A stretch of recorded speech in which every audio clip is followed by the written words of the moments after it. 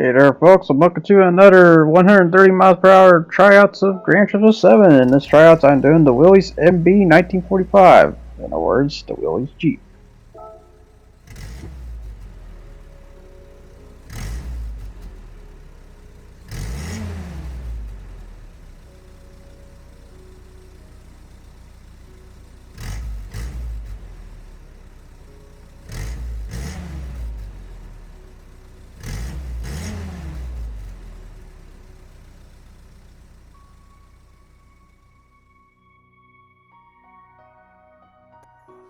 So here's the parts and list of the Willy's MB 1945, which has the legendary L-head 134 Willys motor, the inline 4 that could do anything possible, because its nickname, if you don't know, is known as the Go Devil, which is normally just a 60 horsepower with 100 foot per pound torque. It is one of the most craziest little rugged condition motors possible, and a very reliable motor too, which bears its badge, the reason why it's a military vehicle at the end of the day and such. Considering how many countless wars it went in and stuff at the end of the day. This vehicle is just very incredible. Mostly made by AMC, but it was also contracted by Ford in order to make this vehicle as it is today. Considering that front grille did came from Ford originally, but AMC asked for it at the end of the day and took it for granted at the end of it. So that's the Willy's MB that we know of. But yeah, here's all the parts you can basically do to it, which I am shocked of how much parts you can basically do to such, and how crazy of a horsepower gain you can do to it, which technically needs it in order to hit 130 miles per hour at the end of it, because its draft is not good, I'll say that much. Now on to the customization here. You can customize the tires to be a bit wider if you want to, with the regular ones, but if you put customs, which I basically did, because they look a lot better, you could lower the inches from 16 to 14, and widen the width and offset. Oh, this one. Now for the front, you can't really do a whole lot, but you add a tow hook to it. I'm not really sure why, but it's an option. You can do that. It's very, very weird. Very weird in regards, because you're never going to use that. You can also take the topper off if you want to keep it convertible too, since, you know, the Jeep is technically a hybrid of a off-roader too. I love it. Not only that, technically Jeep is like one of the first off-roaders coming back with it. And then for headlights, you have the regular oranges, or you can do it with the brighters. If you want to make it look more out there at the end of the day. And license plate, it technically doesn't have one, but you can stick a license plate on it if you want to at the end of the day. It's very interesting that kind of don't figure be on the side of the car or somewhere, but nope, it's not. So I would think, like in some cases, the license plate would be right there by the windshield, but nope, it's not. So that's basically it for the Willy's Jeep. We can customize at the end of the day. Now onto the tuning setup here, which tuning setup, I'm gonna be honest, I don't feel like I did a whole lot at the end of the day. I just know I will say in advance though, beware of the squishy brakes of this vehicle. And I did lower the camber angle in the front because it is front heavy in terms of burning its tires at the end of it. I gave it 50-50 on the torque, because it is all-wheel drive too, because I will say this is probably what's going to be the most broken part about this car. That it's an all-wheel drive of this early stage, which is really fast, I will say. So yeah, for transmission, I have set up to those numbers. Make sure to pause, check that. I do apologize for going through that too fast. It's sometimes how it is, sometimes. But at least you can see the numbers when you pause it. But yep, otherwise 82 out of 100. Because yeah, I think this can go like 250 horsepower if I recall. It's either that or a little bit less of that. But yep, that's basically what I did for the setup for the Jeep at the end. I hit 100, or not 100, but a minute 20.822. Just crazy. So yeah, the Willy's Jeep is a very famous vehicle in regards of America, in regards of being one of the fun sizes out there you could drive at the end of the day. because this vehicle can basically go through literally anything you can chuck at most, because it is made in mind for the purposes of military, which is being a light infantry that can go through rugged terrain with no problems with its outer fenders and stuff that's, you know, lifted and whatnot just enough to get over the biggest rocks possible, or most of the biggest rocks of norm, I would say, and such. So yeah, this went through countless wars, considering, you know, the obvious World War II and, you know, Vietnam War and that such. It's a very magnificent machine, and in this case for Tryouts, it's even magnificent in this case as well. Considering, as you can see, for acceleration purposes, not a problem. It's about 90, I want to say, yeah, 91 right there. So yeah, very crazy on the acceleration part, because I'll give it 5 stars immediately, because that's probably what's the most insane part about the Jeep here, is that since it's the all-wheel drive, its acceleration is going to go through the roof of potential, I'll just say. Now the speed is not great, because as you see, I had to put down like 200 horsepower, because it's not a great drafting vehicle, nor on top of it, I think the aerodynamics are just not good at all. I mean, I'm not surprised. I don't expect a off-road to be crazy on the top speed part, for the most part. So the Jeep hits that spot. So of that time, I am gonna give it slack, because reminder is a 1945 Jeep. That thing is old. Like, I want to say like 60 to 80 years old. So yeah, this vehicle is ancient, like very ancient, and to this day, it's still a remarkable machine. That's the crazy part. It's still crazy. Even it's got successors they kind of consider today, considering. This is crazy for me to say this, but you have the Wranglers, you have the Rubicons, you have even something like the Renegade. The Renegade does the same thing what the Willy's MB does, which is that front brake squeeze that you'll see every now and then on this vehicle I do. That braking system works really well when you want to turn even more in, because while it does offset you hard if you don't hit it the right way, if you do hit it the right way though, you can turn out of any corner possible, most of the cases, at high speeds. So you get that sharper turning stuff, which is what led to this like minute 20.721 lap right there, or in my best lap right now, 120.492. Is definitely beating the Ford Roadster. I'll tell you that much. So it is definitely the first place contender as of now, and probably gonna be for a long haul or forever. Because like I said, this thing is very broken in regards for being an all-wheel drive. Well, I won't say a low top speed, but it's a good enough top speed. I mean, 112 is not bad, all things considered. I think I could probably see worse than that in terms of when it comes to the Willy Jeep. But others say for a military vehicle, this thing kicks ass. In terms of performance, it kind of shocks me. It very much shocked me, because I was figuring, it's like, you know, it's probably going to hit in the middle ground, right? No, it went way above the ground. It needed to. Did I might overtune it? It's possible. It's possible I could overtune it. It's possible you might stretch the gears and maybe even get more leeway at the end of the day, but for where it stands, and the more I want to pinpoint to 130, because I don't want it really went over 130 miles per hour. I want it to be almost close as possible, and this was the closest I got. If I got any closer, I probably would put even more horsepower into this, make it even more crazier than it needs to be.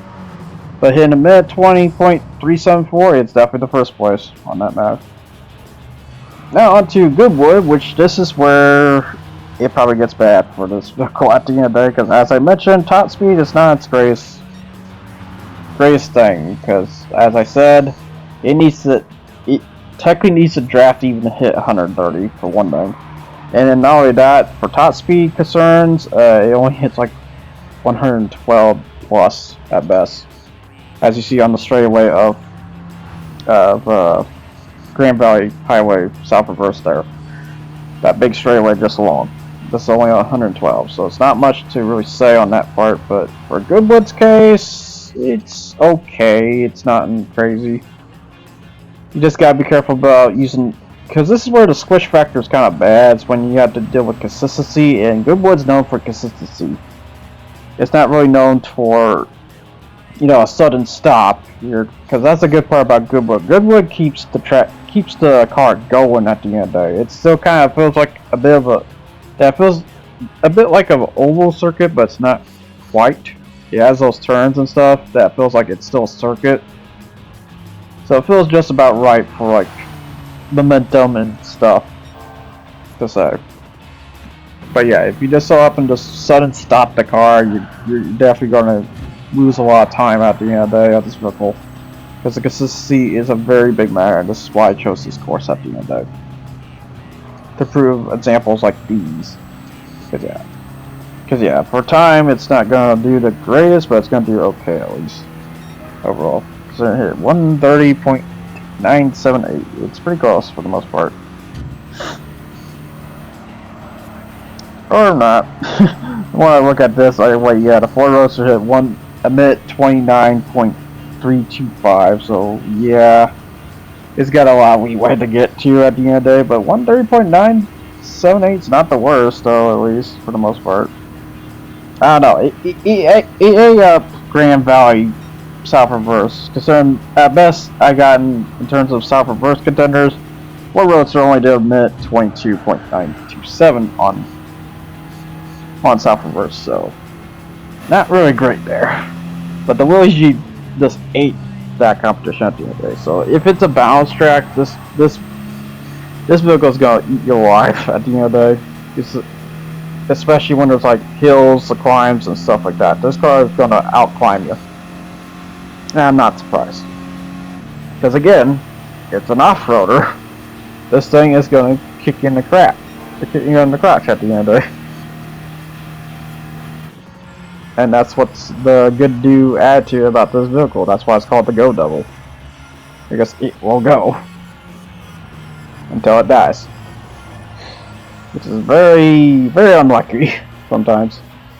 Because this is one of the most reliable engines you could technically get. The other ones, of course, is Toyotas. I want to say that time, or the Hilux, in other words. Yeah, that's basically for the Goodwood of record right there. Now onto the best lap here, but yeah, 129.912. That's the best I could technically get out of it. That's still pretty crazy, I gotta say. Like, even with the lackluster top speed, that's still pretty quick for standards. Considering that basically beating the Fiat 500F, which I thought was going to be pretty good for Goodwood, it really wasn't at the end of it. And such. The Ford Roadster definitely did wonders for this one. So it's going to be a tough competition for Jeep to even get to where the Roadster's at for this case. So yeah, overall stats, I would say, in terms of stats, speed, definitely a 2-star. It's definitely not great for that matter, but acceleration though, 5. It's insane. This is a very insane vehicle. Turning, I would say 4, because due to the fact of the squishy brakes, that would enable you to outturn some cars that, you know, would have, or don't really have access to squishy brakes at the end of the day. This car does, so this is one of the contenders, and it's really weird because some all-wheel drives have this, considering the Subaru Impreza has this too, where it also has a bit of a squishy brakes, although not as offsetting as this, but it's there though, and it really helps for, you know, those tighter tracks at the end of the day, and that's probably why they did it. Yeah, 129.851, still in second place for that occasion, but otherwise still very good. That's still very good in regards. Now onto the Firecracker final, which is the Tsukuba circuit, which, yeah, I'm just gonna say, since it's a corner track, oh, just watch as this vehicle just eats the time alive. Just wow, it's like, I'm not gonna lie, you could probably throw this into the Clubman Plus, and it might win. It might just win, because how fast I'm about to go around this track at the end of the day. It's insane. It's very well insane. Although I think you're stuck doing sports sauce, so I might definitely be wrong about that. But it's still kind of crazy for what it delivers at the end of the day. Just very insane going around this track. Because yeah, considering that was a minute 4.89 something there. That's pretty insane for that first lap alone. But when you see the second lap here, just holy crap. It's a 0.5 right there. It's just eating up eating that time alive. Because yeah, at best, I think the Ford Roadster. Let's go look at that again. The Ford Roadster did 1.05.943. That just did 1.04323. Holy moly, that's quick. I might be very concerned when the AI ends up using this. I gotta say. But yeah, the Willy Jeep is just very insane when it comes to corners and stuff. So if you have a corner track with this, you're gonna be insane. Like any short corner tracks is just wow. Just very much wow to that. Holy crap. But yeah, in terms of vinyl I did, it's not much. I just sticker bombed it for now. I might do a bit more to it, but for now I just think it's sticker bomb. Cause yeah, I'm not always gonna offer the vinyl and stuff. I do have another fun vinyl one for you in the future one next though. But for now, the Jeep's just getting a bit of a sticker bomb. This is all I can think of right now. And besides, this is kind of pedestrian. This ain't the race car one. If I was going to do the race car one out the, the weight reduction and whatnot, because yeah, that's the one thing I do permit not allowed is no weight reductions, because weight reductions overhaul the experience, have a real cool drive set at the end of the day. And then not only that, when it comes to front size, you really don't need the weight reductions. The weight reductions is there for the Super K series in the future, which I'll be doing that eventually. But yeah, giving those 3 laps around because it's a short track, it's only about a minute each. So I might as well, for the sake of it. But yeah, in other words though, the Jeep is just insane. Just utterly insane around this track.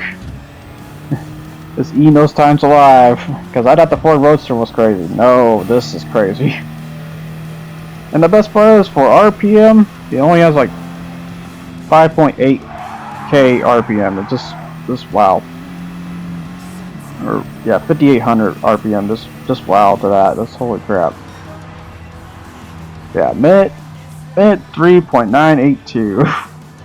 But yeah, that for a lot of horsepower, that's a lot of horsepower. Too, on top of it, because yeah, reminder that it's like 200 horsepower. There is gonna be another contender here in the future that's gonna have a lot of horsepower as well. But now on to the last bit of the roundabout. Up to Scuba. But yeah, a minute 3.743. Holy crap on that. Just holy crap. That's a fast number, like I said. Now going across underneath the Doom Loop. Yeah, I'm happy to add higher than that. It's a bit of an interest. It would be kind of cool if they add another one right here, though. It'd be very interesting. Okay, so now just driving on the straightaway here with the Jeep. Which yeah, like I said, the Jeep's acceleration is insane. It's just the speed's just not that great. The speed's just not that great whatsoever. Especially when the track I chose for the race was a bad idea, because let's just say it's Grand Valley full course. But oh well. I need to showcase it at full potential, so And I want to show Sophie on these too on top of it. Yeah, minute 3.688. I don't think any of the fun sizes ain't gonna beat that time. And if they do, I'd be very shocked at the end of the day. There's only one car I can think of contender for that at the end of the day. So we'll see eventually. But for now, I'm just going to show the events you can do, which is basically the Sunday cuts. And the unfortunate part, since this is an American car, there is no American full cups. There's only American partial cuts. There's only American F. Well, there is American full cuts, but the problem is they're in the high PP ground. And I'm just going to say, do not drive this in those high PP grounds unless you stick to Hellcat in it. Yeah, I would suggest that, but otherwise it's just not really worth it. Like, even the historic, I'm gonna debate and say probably not, but I just showed it just in case.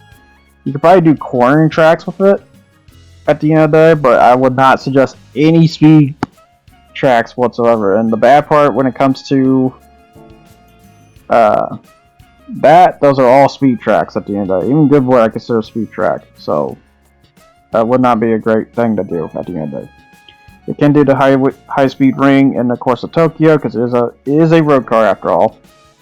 But that's about it to really show for the Willys Jeep. Now onto the race, which is the Grand Valley Highway 1. In a 30-minute race with sports hard tires on, so that way I get to see the sports hard contestants. But I switched to race hard tires in the inner menu once you do that. That way you get that cash reward and, you know, you get the opponents that you want to select for this race in that case. But yeah, in terms of opponents, I have a bit of a good amount of opponents for this matter. Basically, mostly sports car speed ones, I would say, for the most part. Some of the super sports like the WRX there, that could probably easily hit 200 miles per hour for drafting mains and such. But yeah, I do have some definitely tough competitions at the end of the day, so hopefully this Jeep is well up to at the end of the day. I will note, I'm immediately going to flat out say this, in terms of rank I would give this Jeep definitely an S for the most part. For endurance purposes, even if, here's the bad part, it does burn through fuel like no tomorrow because it's high acceleration. But for little cars, you really don't need a whole lot of fuel to get there at the end of the day, if you know what I mean exactly. Because sometimes more power is good at the low ends than the high ends. It's really weird to say that. It's very weird to say that. Matter of fact, I could be incorrect with saying that, but from what I'm seeing so far, this is a very incredible vehicle for a fun-sized vehicle, and probably the last of the representations for America for now until I do a detune car. Because so I will say this is technically the last American car I'm gonna be doing. I think, because I don't think there's anything else for now until they throw more interest in American cars, which I'll be talking more on that. What kind of other Jeeps they could probably toss at the end there. But yeah, this is basically the competition, which there's a Lancer Evo too on top of it. Like, good God, I am in a very thick, sturdy competition at the end of the day, I gotta say. Just, oh my. Yeah, I got Ford Escort RS Cosworth, got the Lancer Evo, I think 6. I think that one's 6. I'm starting to memorize a little bit of which one's what. But yeah, when it comes to the top speed here, yeah, definitely gonna get ransacked hard because straightaways is not gonna be the Jeep's thing at the end of the day.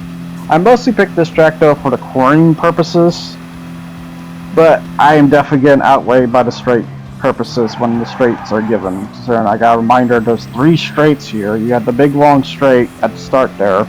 You have the straights on down that could influence or not, and then you have the bridge straightaway that also definitely influences in some ways, in some regards and such.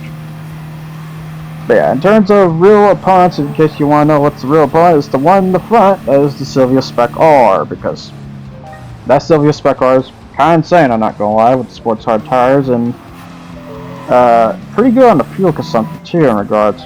It actually shocks me a bit, because yeah, we have the Nissan 300ZX here, and he's not doing the greatest, I will say, because I mean, he's burning his tires as much as I'm burning mine. I would expect I would burn more than any of these guys combined, but no. He's burning as much, which is what shocks me the most. It's like, oh, wow, okay. Then, luckily, I can out-corner them when we get up to the corners and stuff, because I am driving on race hard tires. But not surprised, in regards. But I do want to show that sometimes, you know, corn can be better than just getting raw speed, which is technically good in the long run, because for endurance purposes, you will have more fuel and more travel than just getting there at the end of the day. I mean, it's good to have a time attack machine, but sometimes you will have the longevity or the reason to keep it alive. So that's the things you have to consider when it comes to making a car. Is that if it's built for time attack, you're not built for time attack, but in the lifespan, it's not going to last long. But as a endurance racer, it's most likely gonna last a lot longer in the long run, because you built it in mind to hopefully survive in these conditions at the end of it.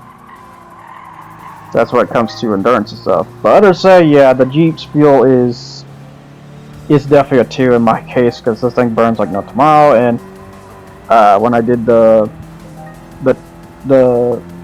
tryout race I did for like using 7 laps on self reverse, it did like a third of a tank on a 9 times fuel burn. Okay, that 9 times fuel burn is important because I do that setup because of Gran Turismo purposes, not because of real life purposes. If it was real life purposes, these guys would be kicking me in the ground really bad. If this wasn't 6 times speed, these guys would be kicking me in the ground at the end of the day. Or not 6 times speed, but 9 times fuel burn, these guys would be destroying me at the end of the day. But because I set it in my criteria, they have to follow with that at the end of the day. And you know, it kind of shows that if you have less fuel, by competition standards, this will beat you at the end of the day. Like if there was a gas tank limit of, oh, you can only stick 10 liters of gas in your car versus that 10 liters, you kind of wonder who wins at the end of the day. And not win by speed, but win by distance that the car is able to give you at the end of the day. Speed is definitely an option to have on the last spring of that endurance though. It's just if you're at the starting grounds of it, you might as well play long at first and then play quicker over time if you have to. Such, it's a very interesting mechanic when it comes to endurance racing in general. And one thing to understand over time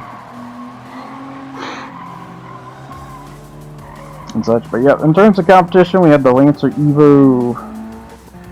You know, I'm gonna say 5, but I'm gonna probably get berated for that. And then you got the Ford Escort RS Cosworth, which that's kind of cool actually seeing the trifecta of rally cars at the end of the day. Because we got a WRX, we have a Lancer, we have a Ford Escort.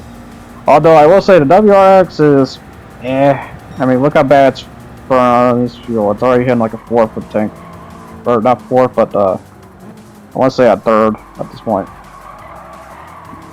Where the GR Grimmin is like half right now. The Celia's half, which I'm not surprised, but that's definitely the fastest, one of the fastest contenders in terms of balance means. It's one of the fastest contenders. While the WRX is definitely one of the fastest contenders.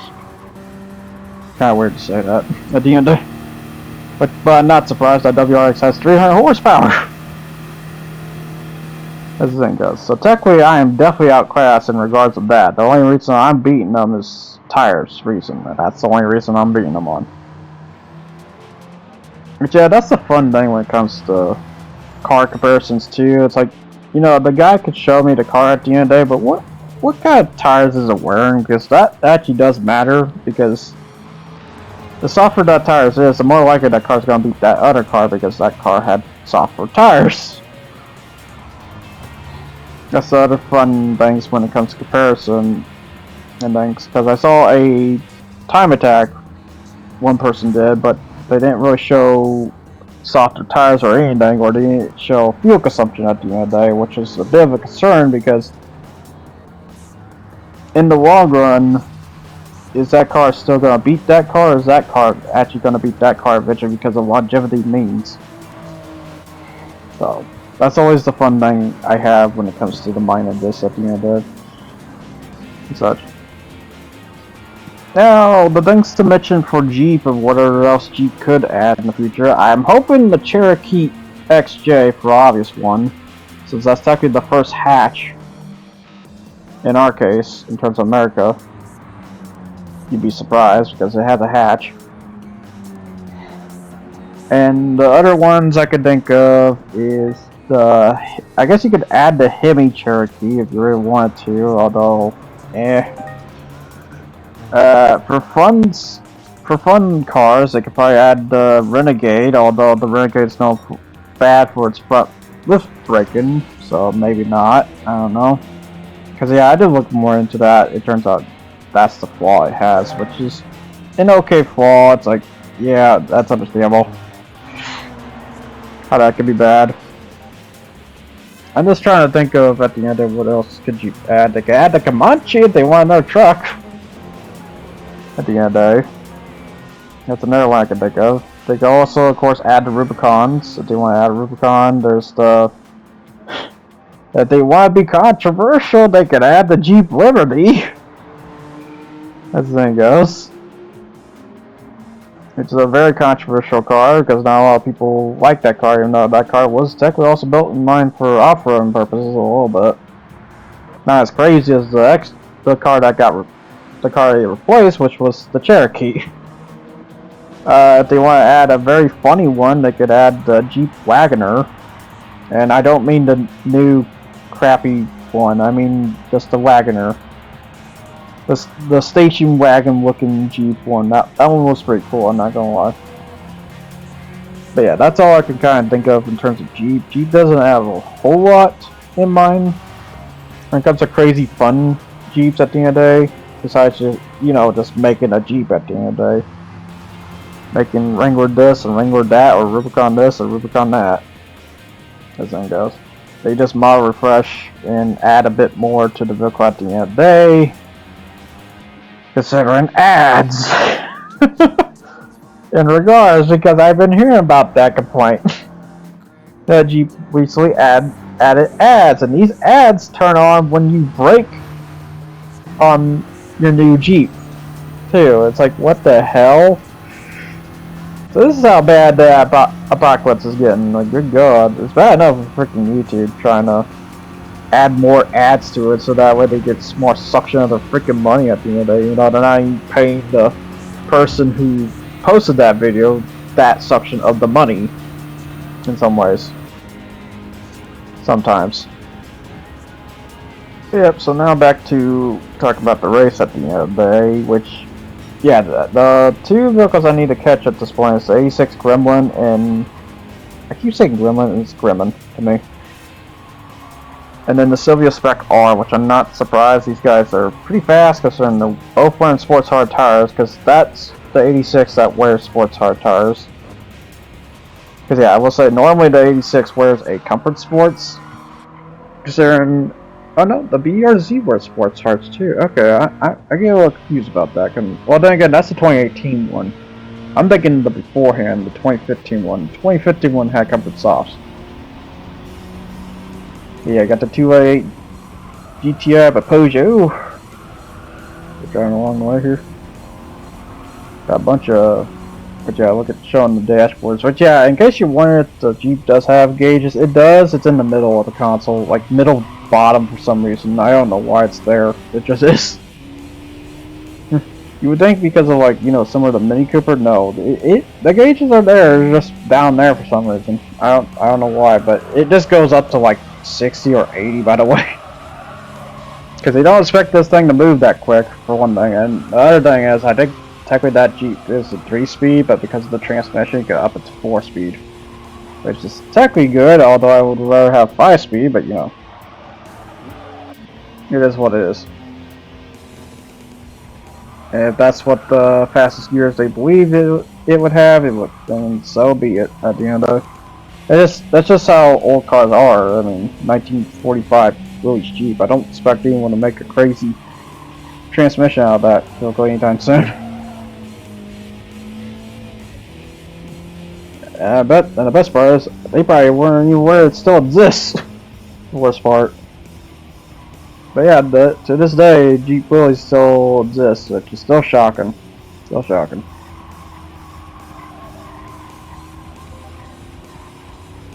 I mean, you could probably technically make kit cars at this point of the Willys at the end of the day. It's just most likely probably different motor, because that L head, I'm not sure it's really manufactured or not at the end of the day. Yeah, we got Honda Civic Eek. We have the Eek. We got the BMW 3.0 CSL. It's kind of shocking to see that. It's like, oh, okay. Got the Impreza after refueling, because I'm not surprised I had to refuel already, which, yeah, finally, which it's kind of funny, the Sylvia and me had to refuel to on top of it. Which I will say, he's saving a bit more fuel, which, you know, I would think in that case he's definitely going to try to beat me, which I would have to turn around and do a lesser ring. But no, something technically happens in the midst of this. I'm not sure what to really say at the end of the day. It's very weird in regards. Very fucking weird. But yeah, in terms of high fuel consumption, or less fuel consumption I should say in this matter, the 180SX Type X, which not surprised, because guess whose sibling that is? That's the Sylvia!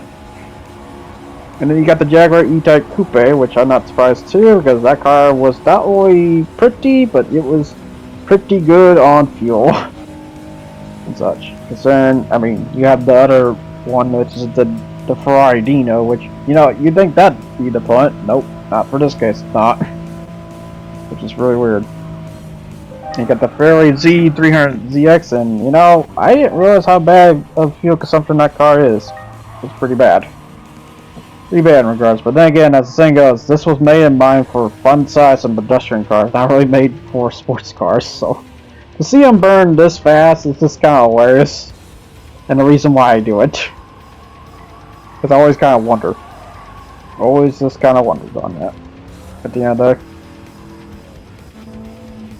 Yeah, there, and then we got the Mini Cooper. But yeah, the Mini Cooper is going to be an interesting case, because I know that burns fuel to like no tomorrow, and I'm debating to whether put that on pedestrian or put that up higher for sports. When I put it up on higher sports, it's going to have 6 times fuel burn instead of the 9. Because I am going to go less down the way. I want to hit a... I just want to say I want to hit an obstacle where it's fun at the end of the day at short bursts instead of a long burst, if you know what I mean. Like, within 10 minutes, at some point you need to fuel, is what I'm getting at. That's why I'm doing the 9 times fuel burn. And I think Gran Turismo also does that too. I know, like, certain K races you could do that. Specifically those long endurance ones, the 1 hour ones I could think of. Which sucks too, because you don't get paid. After you get paid that once, you don't get paid again after that. But yeah, at this point, I'm just chasing after the Jaguar E-Type. And now onto the 180SX, which the 180SX just fueled, and now the E-Type just said, okay, we're good. At this point. So now it's just the WRX playing catching game with me, and he just catched me. It wasn't that hard. As it goes. I mean, I'm not surprised, because the problem is I'm not realizing what gear should I say on that straightaway. That straightaway, I recommend 3rd gear. When it comes to that.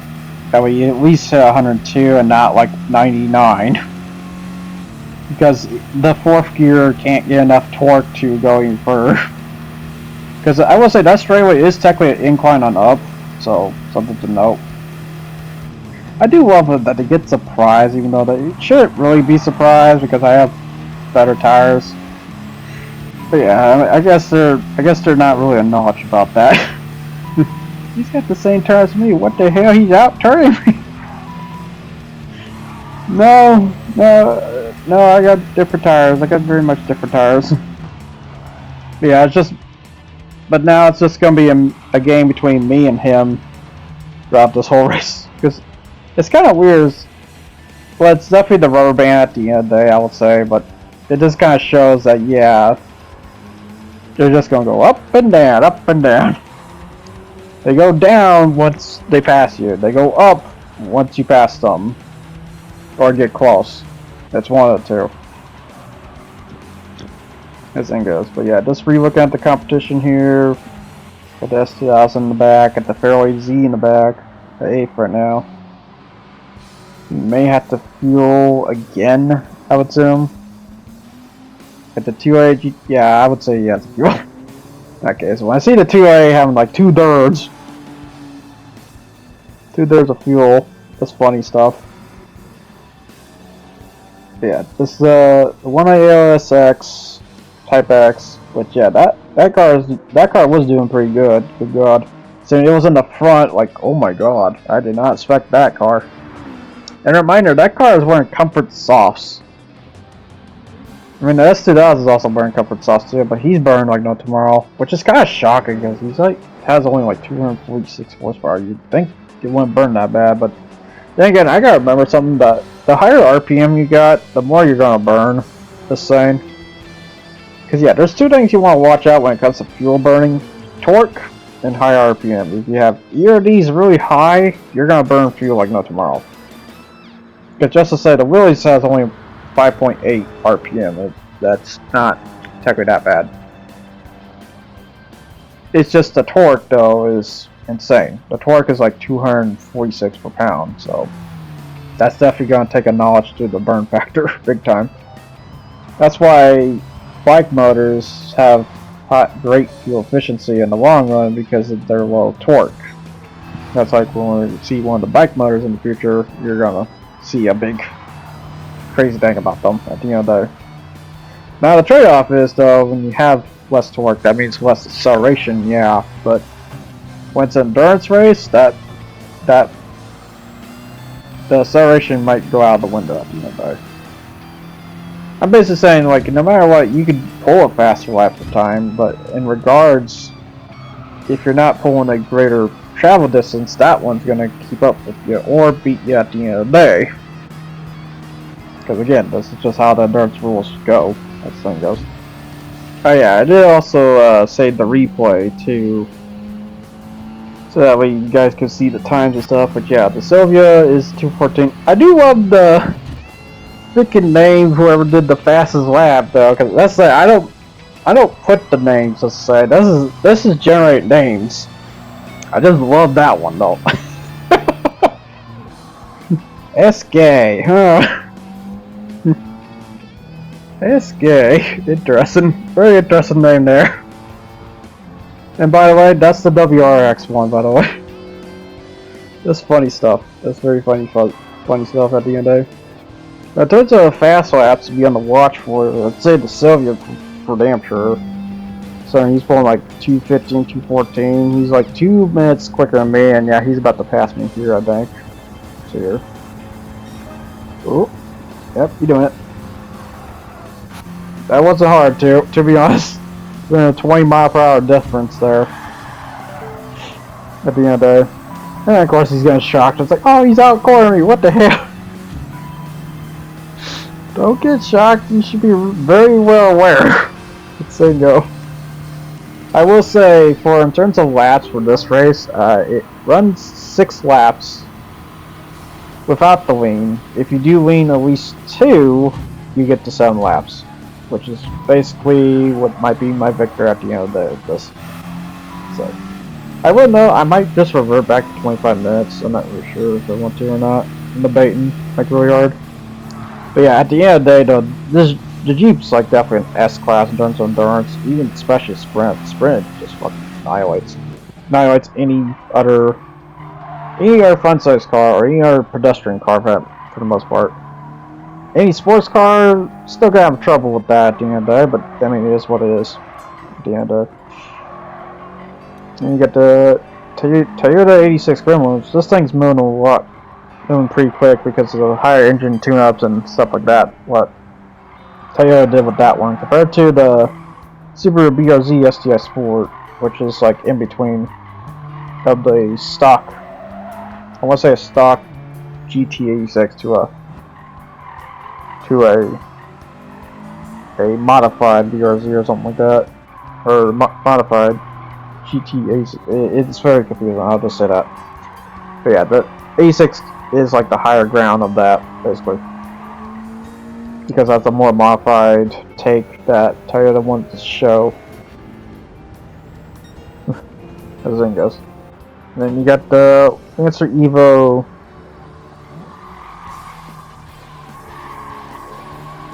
I want to say 5 or 6. Goddamn it. I'm gonna say 6. Screw it. Let's call it 6. Because 3 is the one. Oh, you know what? That's 4.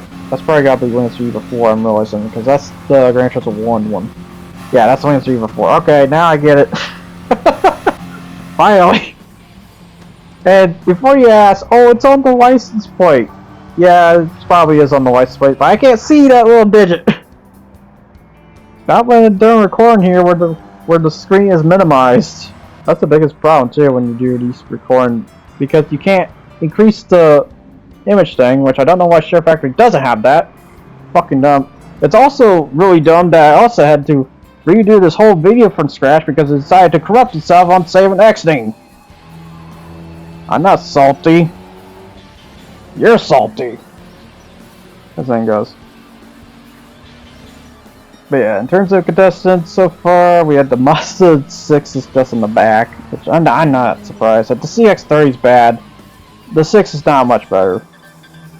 And then you got the Mini Cooper S, the 3.0 CSL. I did saw the Dodge Charger back there too, so the Dodge Charger down there as well. I think he's the 18th place, something like that. And then we got the Jaguar. The Jaguar's in the back now, sadly. It was doing pretty good. We got the 180SX, which is also technically doing pretty good in regards, to be honest. That shocks me. It very shocks me because I always thought that was just a basic car. The 180SX is just showing me more potential than ever on that. We got the Subaru BRZ, which is kind of just tame, really. It's like not really crazy. It's just there though. We got the 86 Grumman in third and Sylvia in 2, which I'm not surprised at the end of. That Sylvia is freaking fast. They're in 216 horsepower. The Grumman's like also up there. It's also hitting about 200. It's kind of just shocking to see both kind of similar performance. Although the Sylvia's just doing a tad bit better, but it just went in though. So the Grumman has a chance, but we'll see it here. As we're getting close to the near end of these laps at the end, we got the Escort in the back too, and top of the Escort's doing pretty good because unlike the Lancer and Evo, or not Evo, but the Subaru WRX, it doesn't have a high horsepower motor. It has an okay horsepower motor. I think it's like 240 if I recall, or something like that. It's not crazy. Or low acceleration. I'm not sure what. I know it got basically just decimated by the Impreza and Lancer eventually. In the long run, at the end of things, so yeah, then you got the Impreza WRX just passing by the Peugeot, which I'm not surprised. After I think going for the last time, hopefully. And you got the Lancer Evo. Oh, considering yet, Lancer Evo 4. There's the name right there. Good God, I was hoping to see that name eventually. There, 9 Quins from the number crisis, for God's sakes. Yeah, because I'm sorry, like, yeah, the 5 is that, and then 6 is Tommy Mackinnon. Okay, yeah. And 7 is the first of the rendition styles. 8 is the MR, 9 is the MR, 10 is the final edition. It's always fun trying to memorize which is what at the end of it. Oh yeah, it's like the more I look at that, wait, that's the Grand Theft Auto 1 version. And so, and you got the Lancer Evo 3, which is basically, you could say 1 to 3 on that one. Because they're literally kind of the same, except different suspension tweaks and stuff. Whatever things they added at the end of it. So, that's basically what replaced the Mitsubishi Gallant for rally purposes, is the Lancer Evo. Which is kind of funny, because it was the Lancer, then it got replaced by the Gallant, then it got replaced by the Lancer Evo. It went back and forth. Overall, in terms of competition, I mean, I'm not shocked, I'm not surprised, like, the lesser horsepowers are going to get an advantage over the higher horsepower ones here. Because of the higher fuel consumption. Because, yeah, I will say, in terms of average fuel consumption, this is a bit more out of average for the Super Sports compared to the regular Sports. Which, what I mean by sports, the Super Sports is what I consider up to 200 miles per hour. Sports is 186 miles per hour. In other words, 300 kilometers per hour. Which is great for hatchbacks and other low horsepower cars of that time. But say like the WRX though, that car's more of a Super Sports. Just like the Parent ZX as well, technically. But yeah. And then you got the 1AOSX, which I'm not surprised. This, I think, has like 180 or 200 horsepower, so not a whole lot, but at least it's gotten 4/4 right now. That's pretty good. Now I just gotta chase after the 86 Gremlin. You got Sylvia at second, which, yeah, me at first, which I have a big gap, I will say. I think I was like 30 seconds away at this point. I basically have it in the bag. Put it in the bag, as the thing goes. It's victory time, people.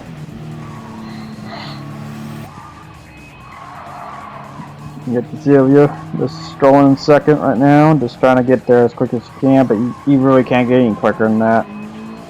So, and then you got the E6 Gremlin doing its damnedest. But you got the 180 OSX just right behind it. That's very funny in regards. It's like, oh, the 180 just sitting right there. Then you got the Escort a little further back. That was up. So the Escort had to go in, because yeah, it turns out the 86 had to go in. The Sylvia, I don't think, had to go back in. I don't think he wasn't dumb. Because I will say, some of these guys who pit at the last lap might have done it for dumb purposes. Which I feel bad for you if you voted for that one for the last lap and we failed miserably. Yeah, that's basically it for this race at the end of the day, which I'm kind of surprised I beat them at the end of the day, and also kind of not. It's kind of like one way or another. I will say that their actual opponents, they whipped my ass in shame at the end of the day. But yeah, 2 minutes and 10 with SK there, good god. But yeah, that basically wraps up for that tryouts. So I'll see you guys all next time. You guys take care. For now, enjoy this little teaser of the next car, which is the Daihatsu Copen 2002. Until then, I'll see you guys all next time. You guys take care and ciao.